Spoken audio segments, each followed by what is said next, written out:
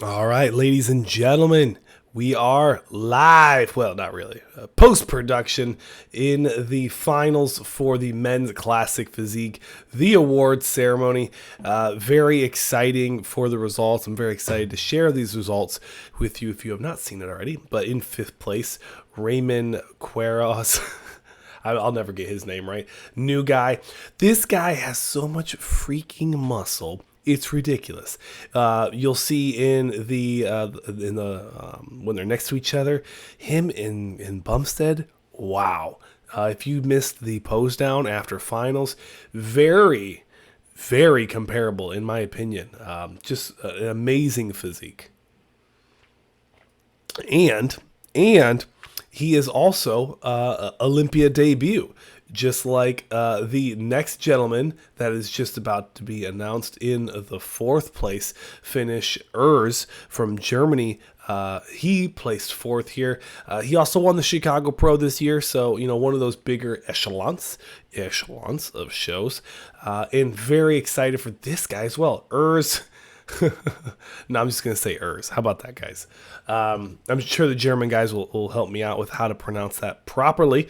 I always do appreciate it, along with the Budishims. I always appreciate the help announcing words, guys. I do. But this guy, Urs from Germany, he won the Chicago. He's only like 21 or 23 years old. Like, ridiculous how young this guy is.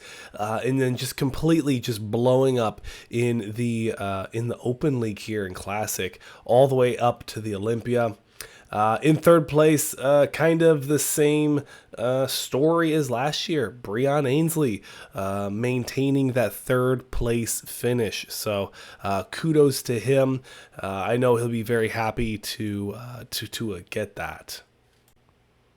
And I know that there's probably going to be that conversation after the Olympia of everyone saying Breon needs to go to the 212. Breon needs to retire or whatever. The guy, I believe he's in his young 40s, so he is actually quite older than you'd expect. But he still has many, many years left competing. He looks amazing. His physique is simply improving every year, and I don't think that's debatable. So, big congratulations to Breon maintaining that third place finish. It's probably not what he wanted, but it's important to be able to take those victories, point those out, and then move forward. I'd love to see him splash in the 212, and he can always come back to the classic physique at the Olympia. He can always compete at the Olympia. He is a Mr. Olympia in the classic physique. So I think it would be really cool if he dropped into a 212 show, maybe an Indie Pro or no disrespect, like maybe one of those smaller shows, and just see how he compares against bigger guys. But now you have the 1 and the 2, the Terrence Ruffin, the Rough Diesels, and the Chris Bumsteads, the C Bums. And honestly, guys, although I think Chris Bumstead was a little off in the finals, I don't think he was off enough structurally for a much smaller Terrence Ruffin to beat him out. And that's just the tail of the tape here, guys. Terrence is beautiful. His physique flows so well, and his posing is just amazing. But I really don't know what Terrence is going to have to do to beat out the three-peat Chris Bumstead. Let me know down below, guys. I'd love to see a really in-depth conversation of how you guys think Chris Bumstead could lose the title in the next few years. I mean, I expect him to win 8, 9, maybe 10 Classic Olympias before maybe making his switch over to Open. At least he's got to beat Flex Lewis's record for the 212. And then he's got to try pushing to beat... not